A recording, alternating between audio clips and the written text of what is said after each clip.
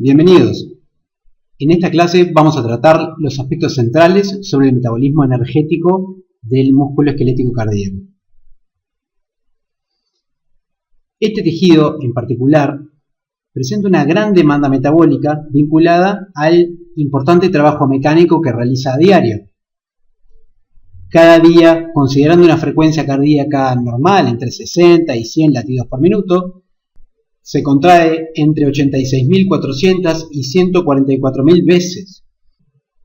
A su vez, estas contracciones se relacionan con la movilización de aproximadamente 5.760 litros de sangre por día. Todo este trabajo mecánico requiere de un gran consumo de energía metabólica. Y como saben, la principal fuente energética para realizar trabajo en los fenómenos celulares está vinculada a la hidrólisis del ATP. Todo esto hace que el miocardio sea uno de los principales consumidores de ATP a nivel de la economía y que además sea capaz de extraer hasta un 80% del oxígeno sanguíneo para poder solventar este metabolismo. Más adelante vamos a ver por qué. La energía liberada a partir de la hidrólisis de ATP se utiliza principalmente para el movimiento de las miofibrillas vinculada a la contracción muscular y al mismo tiempo para el mantenimiento de los gradientes iónicos transmembrana necesarios para mantener la excitabilidad del tejido y para la modulación del transporte de calcio, que como saben también es necesario para la contracción muscular. La alta demanda metabólica y la dependencia de estos fenómenos de la presencia de ATP se ve relacionada sobre todo a nivel estructural por la disposición que ocupan las mitocondrias, ¿sí?, ubicadas a lo largo, adyacentes a las miofibrillas, y al mismo tiempo que son un tejido con una alta proporción de espacio ocupado por mitocondrias. ¿Sí? Se estima que alrededor de un 30% del tejido muscular cardíaco está representado por estos organelos. ¿Sí? Y además refleja, y también vinculado a lo que mencionaba previamente con respecto al consumo de oxígeno, que el 95% o más del 95% de la energía, ¿sí?, proviene a partir de la hidrólisis de ATP y a su vez este ATP proviene de la generación del mismo mediante fosforilación oxidativa a nivel mitocondrial. Para sustentar esta demanda energética constante e intensa, el miocardio se vale de la utilización de diferentes sustratos metabólicos: ácidos grasos, glucosa, lactato, cuerpos cetónicos o aminoácidos. Todos ellos a partir de vías metabólicas diferentes que vamos a analizar a continuación, y cada uno tiene aportes diferentes al consumo energético total. Independientemente de la vía metabólica que utilicen estos metabolitos, todos confluyen a un compuesto final común que es la acetilcoenzima A, que vamos a ver más adelante para repasar, que es la vía de entrada al ciclo de Krebs y que en última instancia va a través de su oxidación completa a CO2 y agua a liberar la energía necesaria para la síntesis de ATP.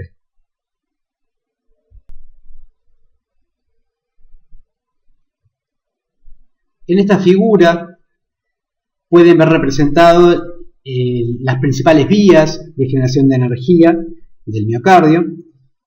Por un lado ven en el sector más inferior la entrada a través de transportadores de membrana de glucosa y ácidos grasos libres, los cuales a partir de sus vías catabólicas van a terminar dando acetil-CoA.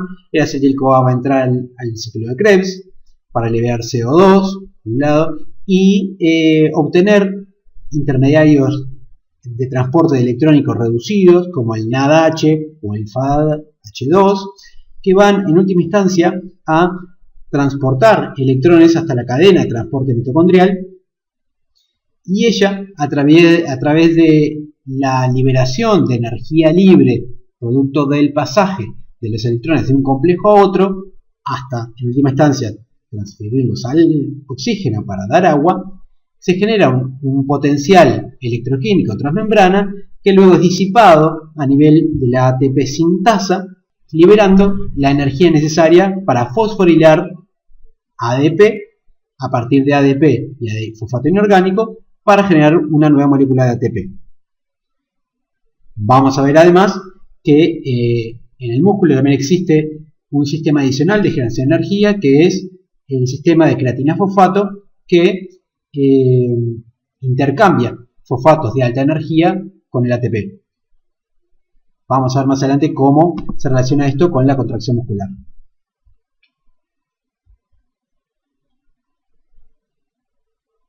Comencemos entonces analizando las diferentes vías relacionadas con la oxidación de los metabolitos mencionados. Arranquemos por los ácidos grasos. Los ácidos grasos que consume el miocardio pueden venir tanto de la circulación como de depósitos de triglicéridos locales. La mayor parte de estos ácidos grasos va a venir desde la circulación, por lo que va a necesitar un transportador a nivel de membrana. El encargado del transporte a nivel de tejido muscular cardíaco es este que les menciono en la figura de la derecha, que se denomina CD36. Una vez que los ácidos grasos entran en el citosol, una enzima llamada acil-CoA-sintetasa cataliza la adición de una coenzima a la molécula de ácido graso en un proceso mediado por hidrólisis de ATP. De esta manera, los ácidos grasos conservan parte de la energía liberada a partir de la hidrólisis de este fosfato de alta energía. El proceso de adición de esta coenzima A al ácido graso permite un proceso posterior que ocurre sobre la capa citosólica de la membrana mitocondrial externa, mediante el cual una enzima denominada carnitina aciltransferasa 1 cataliza la sustitución de ese equivalente de coenzima A por una molécula de carnitina. De esta manera, una vez que fue generado el complejo ácido graso carnitina, un transportador específico de la membrana mitocondrial interna cataliza el transporte de una molécula de carnitina desde el interior de la matriz mitocondrial por una molécula de acilcarnitina desde el espacio intermembrana. De esta manera, las moléculas de ácido graso CoA que no podían transportarse, no podían atravesar por difusión la membrana mitocondrial interna y externa, pueden alcanzar la matriz mitocondrial.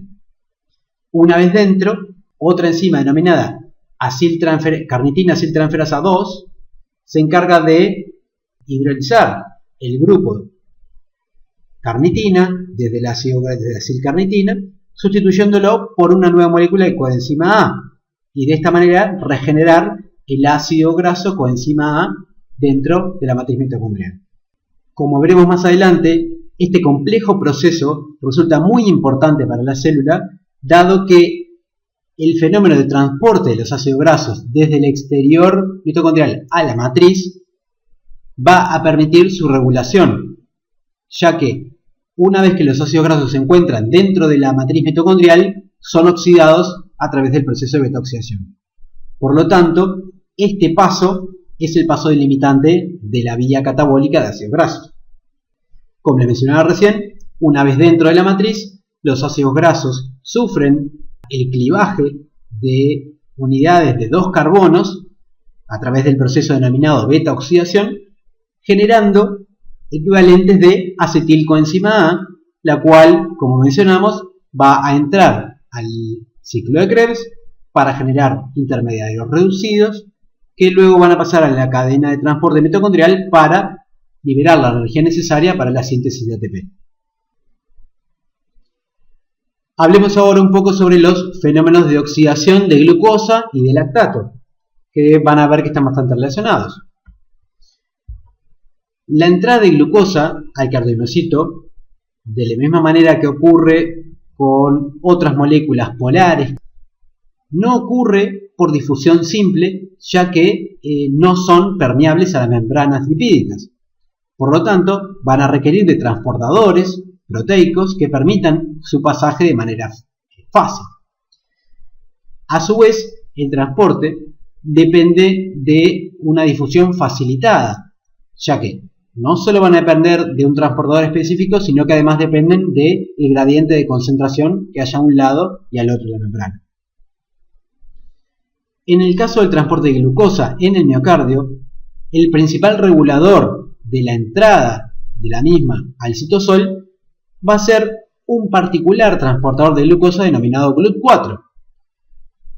Este transportador tiene la particularidad de, en condiciones basales, estar almacenado en vesículas intracitoplasmáticas, que una vez que a la célula llega una señal vinculada a la unión de insulina a su receptor, estas vesículas son traslocadas a la membrana, permitiendo que los transportadores entren en contacto con la glucosa extracelular y de esta manera facilitar el ingreso de la misma, en las condiciones en las cuales la insulina sea liberada a la circulación. Una vez dentro del citoplasma, la glucosa es fosforilada a través de un proceso catalizado por la enzima hexoquinasa. De esta manera, la glucosa, por un lado, conserva la energía liberada a partir de la hidrólisis de ATP, quien fue la fuente de ese fosfato, y a su vez esta glucosa fosforilada permite mantener el gradiente de glucosa a un lado y otro de la membrana. A su vez permite que la glucosa que entra a la célula tenga menor probabilidad de salir, dado que el grupo fosfato aumenta bastante su polaridad, disminuyendo aún más la capacidad de difundir a través de membranas. Una vez que la glucosa es fosforilada, dependiendo de las condiciones energéticas del miocardio, puede derivarse a la síntesis de glucógeno, en condiciones en las cuales la energía proveniente de la glucosa no sea necesaria, o lo más probable es que sea oxidada a piruvato a partir de su pasaje por la glucólisis. Una vez que el piruvato está generado, es transportado a la mitocondria, oxidado mediante la actividad de la enzima piruvato deshidrogenasa, generando moléculas de acetilcoenzima A, quien, como mencionamos, luego sigue su curso en los procesos que ya mencionamos para la generación de energía. Este proceso, como en última instancia depende de la actividad de la cadena de transporte de electrones, va a ocurrir únicamente en presencia de oxígeno. En cambio, cuando la disponibilidad de oxígeno sea baja, la cadena de transporte de electrones mitocondrial va a disminuir su actividad. Por lo tanto, lo mismo va a ocurrir con el Krebs.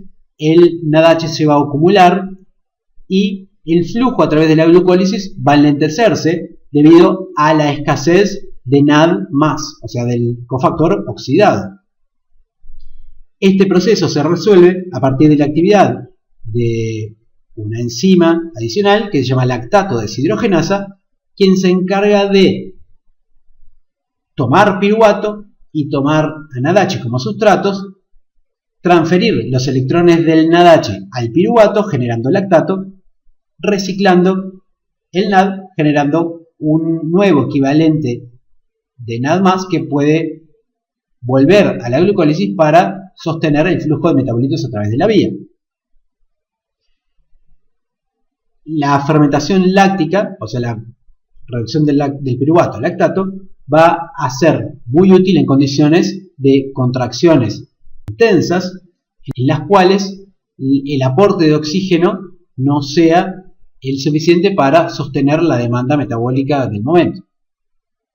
A su vez, el miocardio recibe el aporte del lactato generado a partir del metabolismo eritrocitario, o sea, de la glucólisis anaerobia del eritrocito, que recuerden, no tiene mitocondrias en su interior, a través de un transportador de monocarboxilatos que ocurre en la membrana. Estos fenómenos previos son de relevancia para el miocardio, ya que, a diferencia de otros tejidos, como les mencionaba el eritrocito, en los cuales la fermentación láctica resulta en la producción de lactato, el cual es exportado para que luego otros tejidos se ocupen de metabolizarlo. En el caso del miocardio, existe a nivel de la membrana mitocondrial interna un complejo que es capaz de oxidar el lactato, ¿sí?, para regenerar el piruvato que luego puede ser reutilizado para la generación de energía.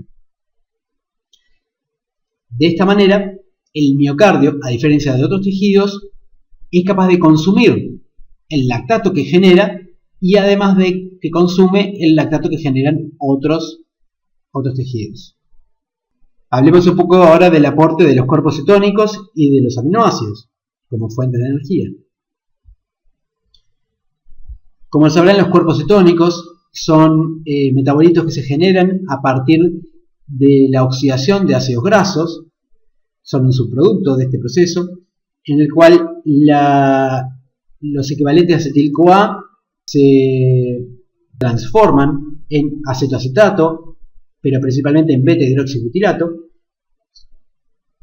el cual es transportado a través de la sangre a tejidos extrahepáticos, los cuales van a utilizarlo como fuente de energía, principalmente en periodos de ayuno.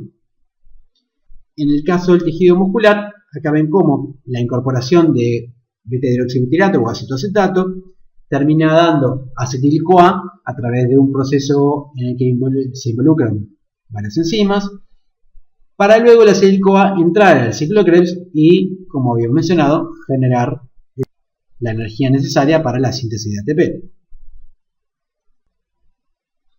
En el caso de la oxidación de los aminoácidos, las rutas pueden variar en función de la naturaleza del mismo.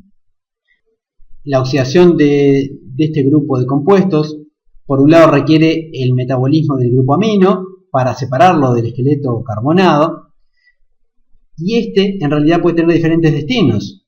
Puede convertirse en acetilcoenzima A, puede convertirse en piruvato o puede convertirse en intermediarios del Krebs. De esta manera podemos generar energía a partir de la oxidación de aminoácidos. A modo de resumen, les dejo esta diapositiva que muestra a través de este esquema las diferentes vías por las cuales los sustratos energéticos acceden a la mitocondria, se transforman en acetilcoenzima A y luego terminan dando energía a la cadena de transporte de electrones mitocondrial. Además, se refleja en términos porcentuales el aporte de cada uno de estos ellos al gasto energético del tejido. Aunque veremos que estos porcentajes pueden variar dependiendo de las condiciones a las cuales esté expuesto el miocardio.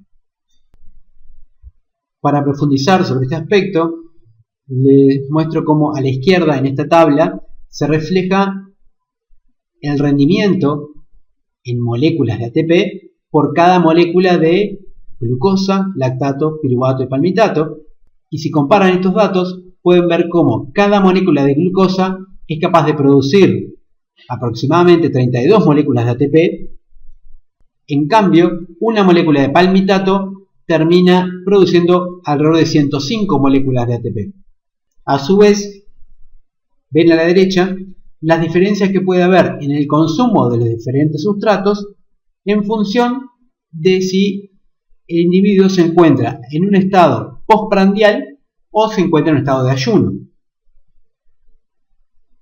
En las situaciones de ayuno, en las cuales el tejido adiposo se encuentra estimulado para generar hidrólisis de sus triglicéridos y liberar ácidos grasos libres en la circulación, el aporte de este grupo de sustratos energéticos va a ser mayor, por lo cual el tejido cardíaco va a utilizar a estos como principal fuente de energía.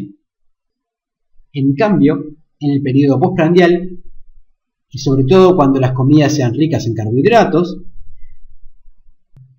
la glucosa se va a absorber, va a ocurrir una liberación de insulina secundaria a esta respuesta glicémica, y esta hormona va a actuar, como mencionamos, a nivel del tejido miocárdico, traslocando los transportadores GLUT4 y favoreciendo la entrada de glucosa.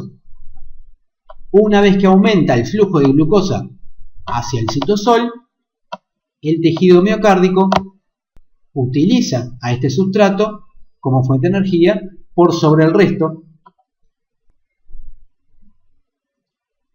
Más temprano les mencionaba que el tejido cardíaco presentaba un recurso energético adicional a la oxidación de los sustratos que venimos hablando. La creatina es un metabolito derivado de aminoácidos que funciona como un transportador de equivalentes de fosfato de alta energía para sostener, entre otras cosas, la concentración de ATP. Es una molécula que se encuentra en el interior celular con el doble de concentración que el ATP, y veremos más adelante por qué esto es relevante. La creatina es capaz de ser fosforilada a través de una reacción en la cual interviene el ATP, catalizado por la enzima creatina quinasa, generando una molécula de ADP y una molécula de fosfocreatina. Sin embargo, esta reacción es reversible a las concentraciones de los metabolitos a nivel celular. Y esto va a ser de relevancia porque la fosfocreatina va a ser un mediador que facilite el transporte de ATP desde el lugar de formación, o sea, la matriz mitocondrial, hasta los lugares donde se utiliza. A su vez, es capaz de mantener la concentración de ATP, ya que, como dijimos, la reacción es reversible, por lo cual una molécula de fosfocreatina puede reaccionar con una molécula de ADP, regenerando una molécula de ATP y creatina como producto. Y esto permite que, ante aumentos de la demanda energética o disminución de la generación de ATP por parte de la fosforilación oxidativa, la fosfocreatina sea capaz de sostener por un corto periodo de tiempo la concentración de ATP dentro de la célula. Este sistema es particularmente relevante ya que permite una rápida regeneración de ATP. La fosforilación de ADP a partir de creatina fosfato genera ATP con una velocidad 10 veces más rápida de lo que ocurre con la fosforilación oxidativa. En el caso del sistema creatina fosfato, la enzima que lo cataliza, como dijimos, que era la creatina quinasa, tiene una isoforma asociada a la mitocondria y tiene otra isoforma asociada a las miofibrillas. De esta manera, la creatina, que se transporta fácilmente a través de la membrana, mediada por transportadores proteicos, puede fosforilarse a nivel de la membrana mitocondrial interna o del espacio intermembrana más precisamente, como ven en el esquema de la izquierda, ya que existe una creatina quinasa asociada a este sector, permitiendo que el ATP recientemente generado fosforile a la creatina fosfato. Una vez que la creatina es fosforilada, es transportada al citosol y puede difundir rápidamente hasta el sector de las miofibrillas. Una vez allí, la creatina quinasa local es capaz de transferir el fosfato de alta energía a moléculas de ADP que hubieran sido producidas durante la contracción muscular, permitiendo que el ADP generado rápidamente sea reciclado a ATP y esté disponible para una nueva contracción muscular.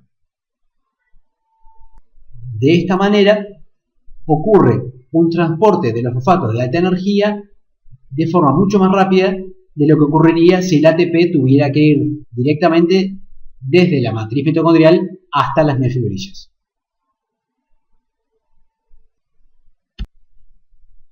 Bien, discutamos ahora algunos de los aspectos vinculados a la regulación del metabolismo cardíaco. Vamos a ver cómo diferentes actores son capaces de modificar el metabolismo cardíaco en función de las condiciones y de las demandas. Por un lado, la disponibilidad de sustratos, como vimos, puede ser un determinante. Lógicamente, el transporte de los metabolitos a través de las membranas celulares, la activación o inhibición de diferentes vías metabólicas, y esto obviamente puede estar vinculado a la llegada o no de estímulos hormonales, pero también va a ser muy importante la adaptación del metabolismo cardíaco a las demandas vinculadas a la contracción muscular. Como mencionamos, la mayoría de los metabolitos se transportan a través de la membrana, mediado por transportadores, o sea, ingresan a la célula mediante difusión facilitada, por la que la presencia o no y activación o inhibición de los diferentes transportadores de membrana va a ser un mecanismo para que el miocardio regule qué sustratos va a utilizar en determinadas situaciones.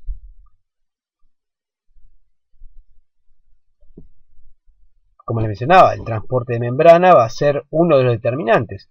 Por ejemplo, hablemos de los principales sustratos energéticos.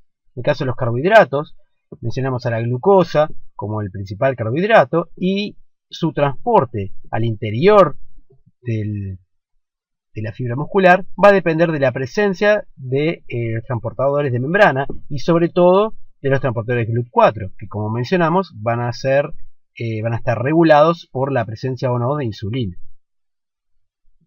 En cambio, en el caso de los lípidos, de los ácidos grasos, el transporte que va a regular su oxidación o no va a ser el transporte a través de la membrana mitocondrial, ya que como mencionamos, ellos entran por difusión facilitada a través de la membrana plasmática, a través del receptor CD36, y luego a nivel de la membrana mitocondrial externa sufren un proceso de modificación vinculado a la formación de un aducto con carnitina, que luego es transportado al interior de la matriz mitocondrial. Una vez dentro, los ácidos grasos son oxidados. A su vez, la actividad de las diferentes vías puede regularse en función de las condiciones a las que esté expuesto el miocardio. En el caso de los periodos de ayuno, en los que hay un aumento de la actividad catalítica a nivel del tejido adiposo, con un aumento de la liberación de ácidos grasos libres, que son transportados a través de la circulación, principalmente unidos a la albúmina, y de esa manera llegan a los tejidos periféricos, incluido el miocardio. De esta manera aumenta el flujo de estos metabolitos a través de la membrana plasmática, se acumulan en el citosol, y ahí sufren la actividad de la enzima carnitina palmitoil transferasa 1, que como mencionamos les cambia el grupo de coenzima A por un grupo carnitina. Eso permite su translocación a la matriz y de esta manera ser oxidado. El aumento en la beta oxidación producto de este incremento en el flujo metabólico de ácidos grasos lleva a un aumento de la acetilcoenzima A dentro de la matriz mitocondrial, y como ven las fechas, ese aumento de la acetilcoenzima A determina, por un lado, una inhibición de la piruvato deshidrogenasa, lo cual disminuye la posibilidad de transformación del piruvato a acetilcoenzima A, y a su vez, cuando este acetilcoenzima A se acumula en la matriz, es transportado al citosol, en donde se transforma en citrato, y el citrato va a poder actuar como un modulador alostérico de la actividad de la enzima fosfofructoquinasa 1, que era uno de los puntos de regulación de la glucólisis, inhibiendo la transformación de fructosa 6-fosfato en fructosa 1,6-bisfosfato, y además va a inhibir el transporte de la glucosa mediada por GLUT4. De esta manera, en condiciones de ayuno, el miocardio responde al influjo de ácidos grasos, activando las vías de oxidación de lípidos e inhibiendo las vías de oxidación de glúceos.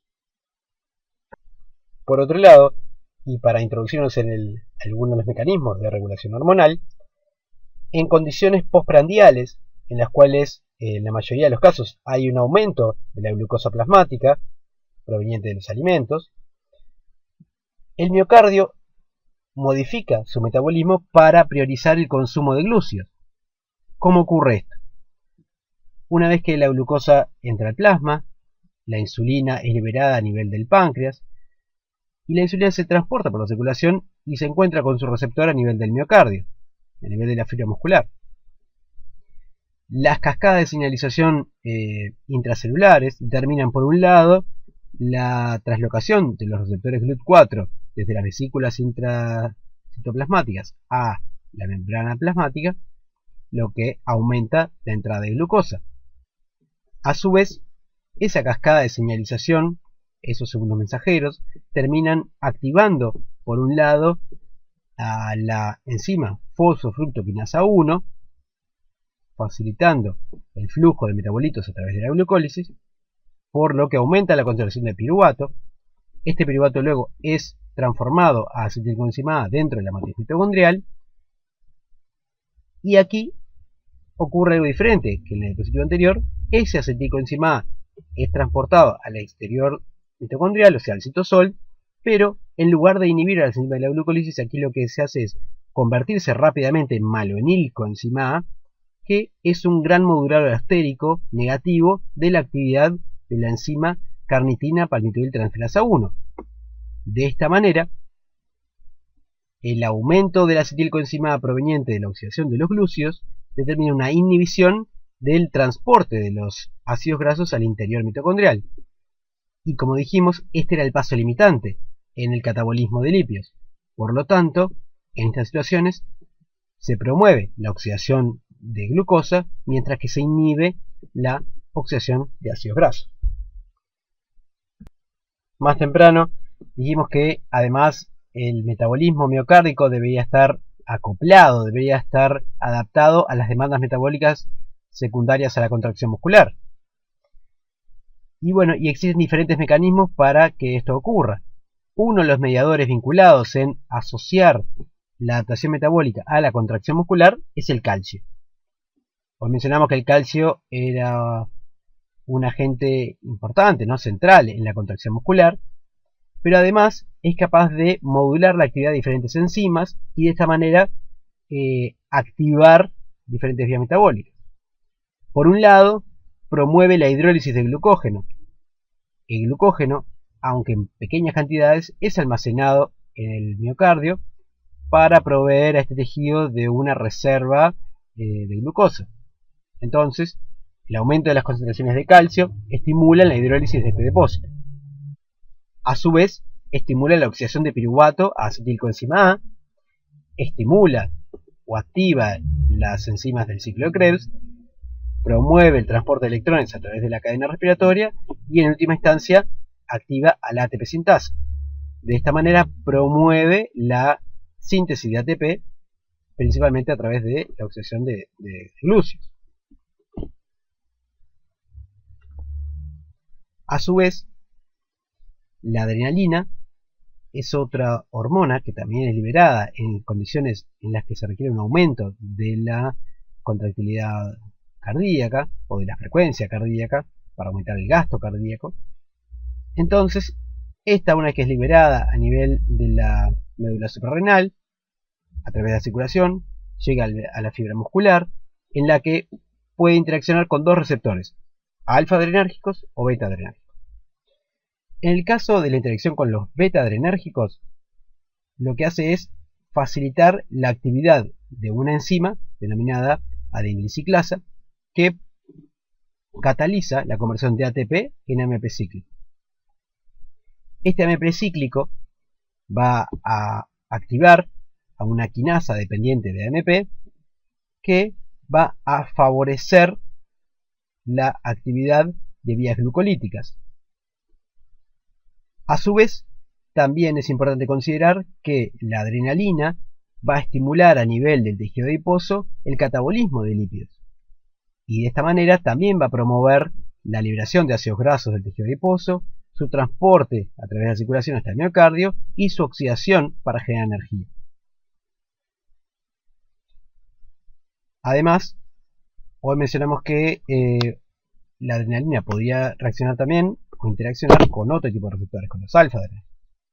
Los efectos van a ser levemente diferentes, pero consistentes con el objetivo de aumentar la contractilidad muscular.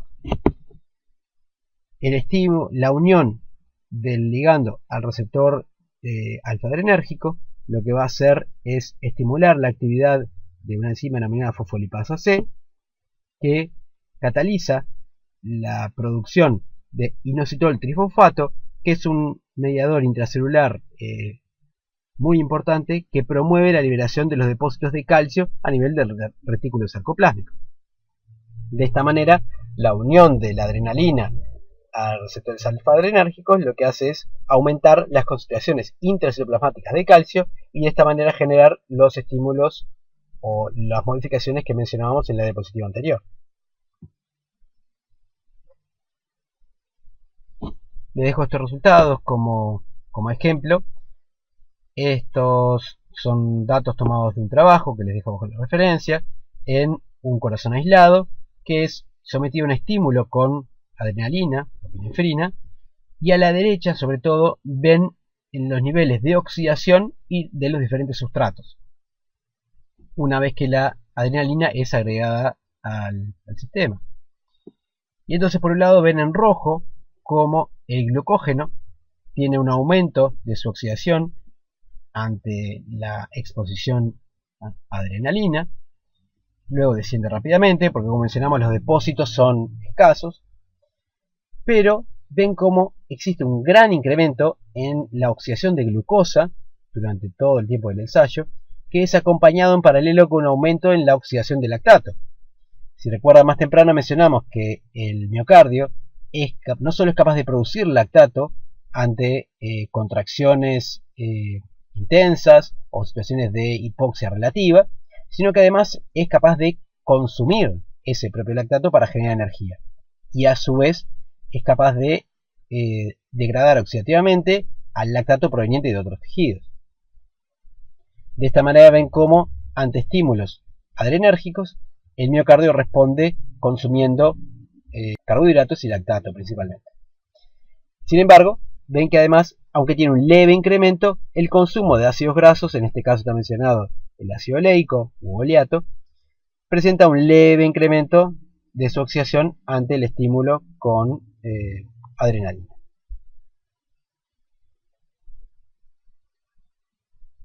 Por último, quería dejarles este cuadro para mencionar un poco, para que vean cómo, frente a diferentes condiciones, el metabolismo del miocardio puede adaptarse, y en este caso les dejo esta tabla a la derecha que está enfocada sobre todo en el metabolismo de glúceos.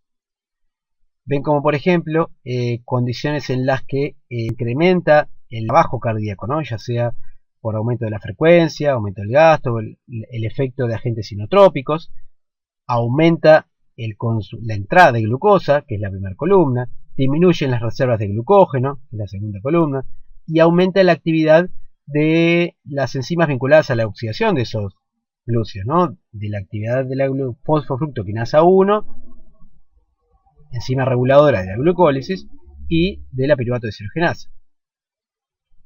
Como mencionamos además, en estados postprandiales, que es la tercera fila, el consumo de glucosa también aumenta, aunque los depósitos de glucógeno en este caso no descienden, porque obviamente hay un gran aporte de glucosa por parte de los alimentos. En cambio, cuando existen condiciones de ayuno, la captación de glucosa por el tejido es menor, la oxidación de glucógeno disminuye, también porque, como mencionamos, el tejido promueve la oxidación de ácidos grasos, y ven que hay una inactivación de las enzimas vinculadas a la oxidación de glúcidos. A su vez, en hipoxia o una leve isquemia, lo que hay es un aumento de la oxidación de glucosa, vinculada también a la movilización de los depósitos y activación de las enzimas de oxidación de glúceos. Pero fíjense el caso de que la actividad de la piruvato deshidrogenasa, en el caso de la hipoxia, no está aumentada. Como mencionamos, cuando la disponibilidad de oxígeno es escasa, la glucólisis mantiene su actividad a través de la fermentación, ¿sí? Ya que es esta vía metabólica la que recicla al NAD. En cambio, en situaciones más extremas, en las cuales hay una isquemia severa, ya no hay solo escasa disponibilidad de oxígeno, sino también de metabolitos. La captación de glucosa se ve disminuida, el contenido de glucógeno obviamente es menor porque se moviliza para darle el poco aporte que puede al tejido, y la actividad de las enzimas se ve inhibida, llevando a la necrosis del tejido. Y esto es lo último que les quería mencionar. Espero que la clase les haya servido para comprender por lo menos los aspectos centrales de la regulación del metabolismo cardíaco. Muchas gracias.